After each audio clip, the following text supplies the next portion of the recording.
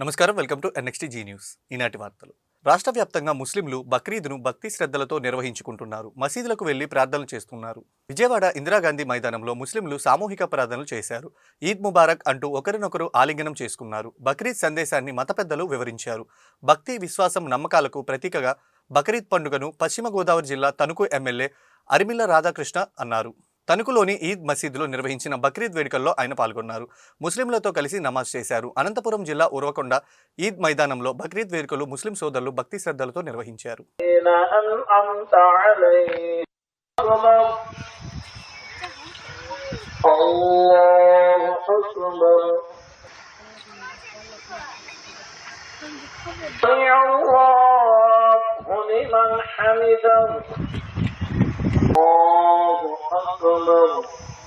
ఈ నెల 15 నుంచి 114 దేశీయ విమాన రాకపోకలు రద్దు చేస్తున్నట్లు ఢిల్లీ విమానాశ్రయ అధికారులు తెలిపారు. రన్వే ఆధునీకరణలో భాగంగా విమానాల రాకపోకలను నిలిపివేస్తున్నట్లు వెల్లడించారు. 3 నెలల పాటు ఈ నిర్ణయం అమల్లో ఉంటుందని చెప్పారు. క్వాడ్ 3 ప్రమాణాలకు అనుగుణంగా రన్వే అభివృద్ధి చేస్తున్నామని వివరించారు. తద్వారా విజిబిలిటీ తక్కువగా ఉన్న విమానాల రాకపోకలకు ఎలాంటి ఇబ్బందులు ఉండవని తెలిపారు. విమానాలు రద్దు సమాచారాన్ని ప్రయాణికులు ఇప్పటికే తెలియజేశామని అన్నారు. దేశంలోనే అతిపెద్ద రద్దీ విమానాశ్రయంగా పేరుగాంచిన ఇందిరాగాంధీ అంతర్జాతీయ విమానాశ్రయంలో రోజుకి 1450 విమానాల రాకపోకలు సాగిస్తుంటాయి. ఇందుకు కోసం 4 రన్వేలు నిర్మించారు. క్వార్జ్ అక్రమ మైనింగ్తో పాటు వివిధ కేసుల్లో అరెస్టైన మాజీ మంత్రి కాకాని గోవర్ధన్ రెడ్డి 2వ రోజు పోలీస్ కస్టడీకి హాజరు కానున్నారు. విచారణలో భాగంగా పోలీసులు కృష్ణపట్నం పోర్ట్ స్టేషన్కు కాకానిని తీసుకువెళ్తున్నారు. మొదటి రోజు విచారణలో అక్రమ మైనింగ్ ఖాతాల వివరాలపై పోలీసులు ప్రశ్నించగా కాదు, తెలియదంటూ కాకాని సమాధానాలు ఇచ్చారు. అసలు అక్రమ మైనింగ్ జరగలేదంటూ బకాయించారు. కొన్ని ప్రశ్నలకు తెలియదంటూ కాకాని సమాధానాలు దాటవేశారు. మిగతా ప్రశ్నలకు కాకాని నుంచి సరైన సమాధానం రాలేదు. ఇవాళైనా కస్టడీలో కాకాని నోరు విప్పుతారా లేదా అని తెలియాల్సి ఉంది. మచిలీపట్నం మసూలా బీచ్ ఫెస్టివల్ 2వ రోజు కొనసాగుతుంది. దీనిలో భాగంగా 3వ జాతీయ స్థాయి సీ కయాకింగ్ పోటీలు మంత్రి కొల్లు రవీంద్ర ప్రారంభించారు. రాష్ట్రంలో తొలిసారిగా నిర్వహిస్తున్న ఈ పోటీలలో 17 రాష్ట్రాల నుంచి తరలివచ్చిన క్రీడాకారులు పాల్గొన్నారు. ఈ పోటీలను తిలకించేందుకు సందర్శకులు అధిక సంఖ్యలో తరలివచ్చారు.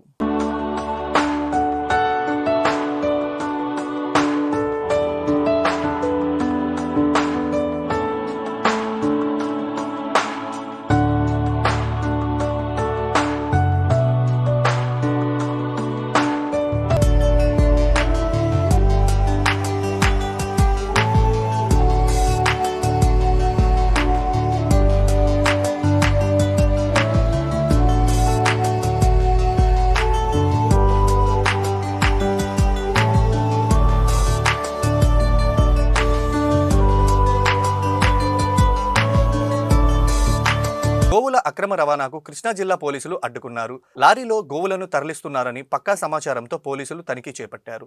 బీజేపీ నాయకుల సాయంతో ఉంగుటూరు మండలం ఆత్మకూరులో గోవుల లారీని అడ్డుకున్నారు. లారీ యజమానులు అదుపులోకి తీసుకుని వివరాలు సేకరిస్తున్నారు.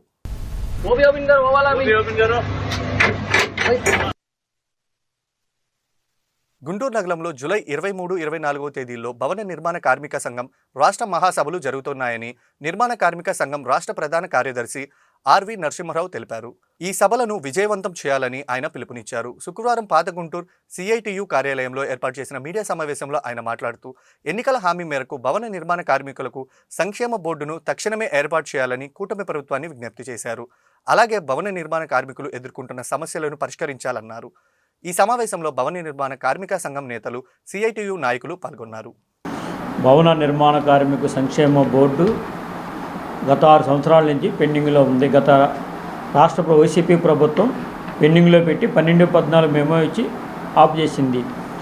ఈ రాష్ట్ర ప్రభుత్వం కొత్తగా కూటమి ప్రభుత్వం ఎన్నికల్లో వచ్చిన తర్వాత ప్రతి ఎన్నికల సభల్లో కూడా పవన్ కళ్యాణ్ గారు, జనసేన అధినేత, ప్రతి ఎన్నికల సభలో భవన నిర్మాణ కార్మికులను మేము ఉద్ధరిస్తాం, భవన నిర్మాణ కార్మికులు గత ప్రభుత్వం దారుణంగా మోసం చేసింది, మేము అధికారంలోకి వస్తే సంక్షేమ బోర్డు పునరుద్ధరిస్తామని చెప్పి అధికారంలోకి వచ్చే ఓట్లు ఎంచుకొని మరి వచ్చిన తర్వాత సంవత్సర కాలం పూర్తయినప్పటికీ ఈ రోజుకి భవన నిర్మాణ కార్మికుల సంక్షేమ బోర్డు గురించి కానీ సంక్షేమ బోర్డు చట్టాల గురించి కానీ ఈ రాష్ట్ర ప్రభుత్వం కానీ మాట ఇచ్చిన పవన్ కళ్యాణ్ కానీ మాట్లాడలేని పరిస్థితి. మరి తెలుగుదేశం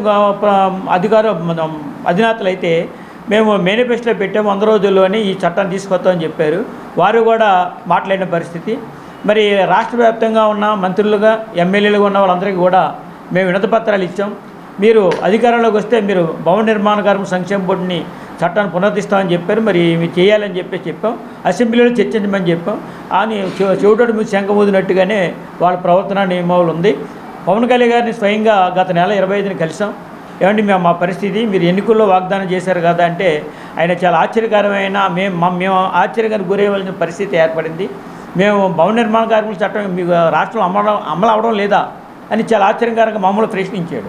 అంటే ఆయన అధికారంలో ఉండి కూడా ఆయన అలా చట్టం అమలు జరుగుతుందో లేదో, ఆయన ఇచ్చిన మాట నిలబెట్టుకున్నాడో లేదో ఆయన ఆలోచించవలసిన పోయి అమలు జరుగుతలేదని తిరిగి మమ్మల్ని అడుగుతున్నారు. ఎంత దౌర్భాగ్య పరిస్థితుల్లో ఈ రాష్ట్ర ప్రభుత్వం ఉందనేది ఆలోచించాలి.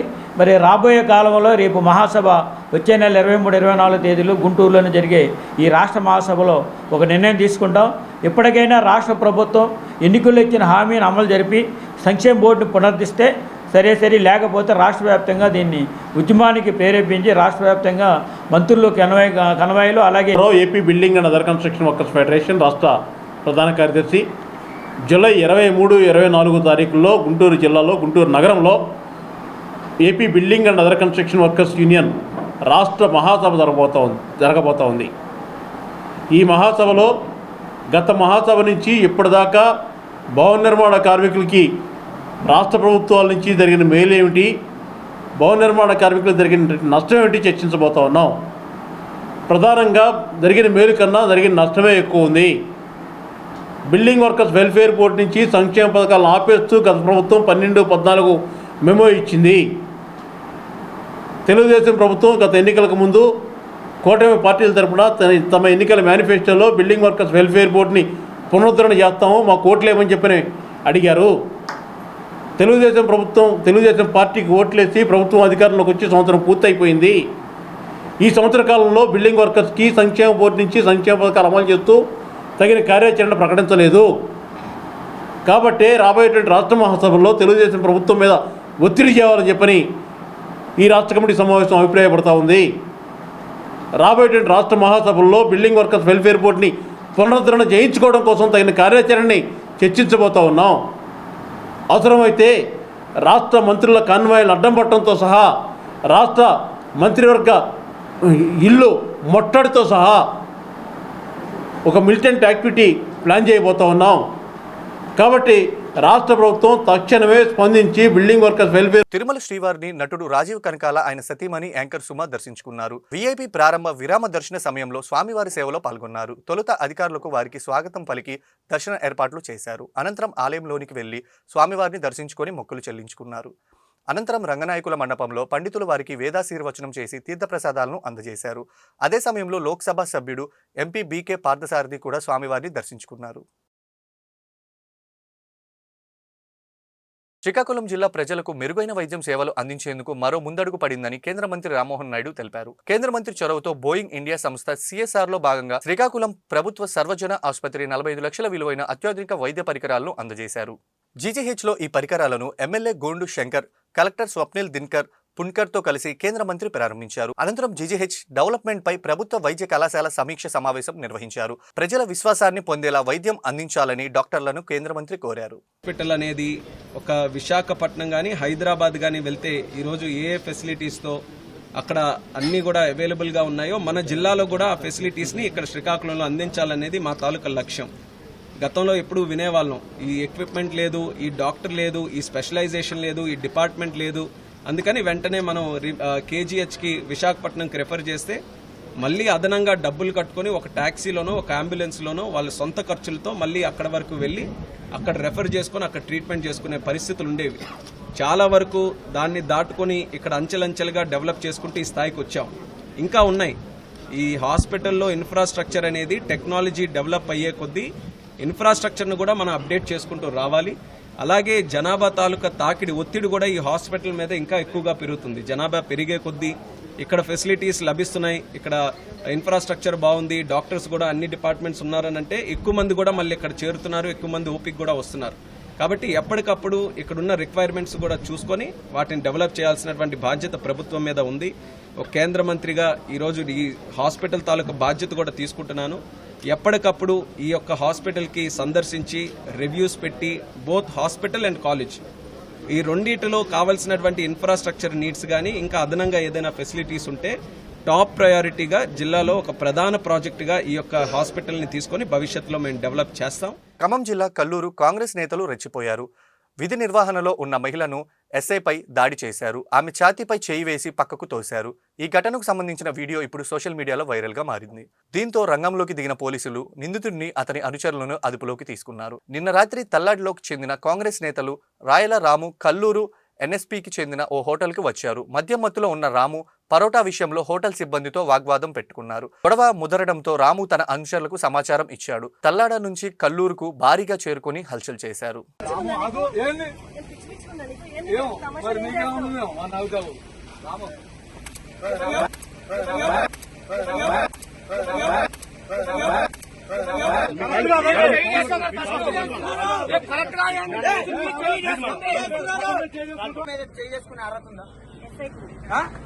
ఈ వార్తలు ఇంతటితో సమాప్తం. తిరిగి మరో బులెటిన్లో మళ్ళీ కలుద్దాం. నమస్కారం.